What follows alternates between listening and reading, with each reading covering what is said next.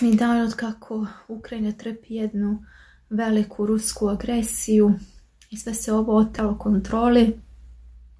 Oni gađaju civilne mete, pogodili su veliki broj stambenih zgrada, bolnica, porodilišta. Život je izgubilo mnogo ljudi, među njima su stradala i djeca. Život je nešto najvrednije što svako od nas posjeduje. Kada jedna psihički poremećena osoba, kao što je Putin, zastupa jednu antiljudsku ideologiju, a pritom posjeduje preko 50% nuklearnog naoružanja u svijetu, on nije problem samo za Ukrajinu, on je problem za cijeli svijet.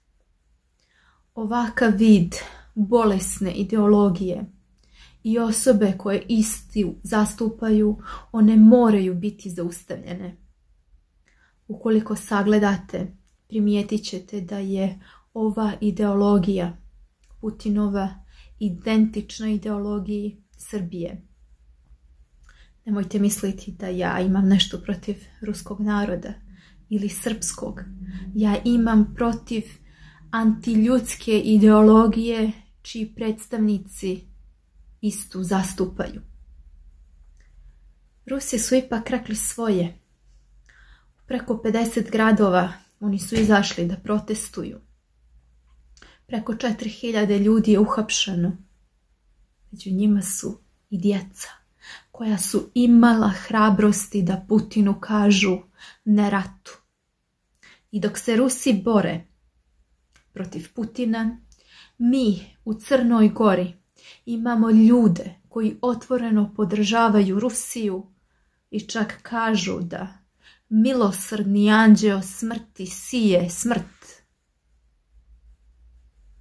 To su ljudi, litijaši, koji prvenstveno ne znaju šta je hrišćanstvo, jer su samo sluge Sotone i ne znaju kakav grijeh rade prema svojoj duši, a potom prave problem cijelom našem društvu.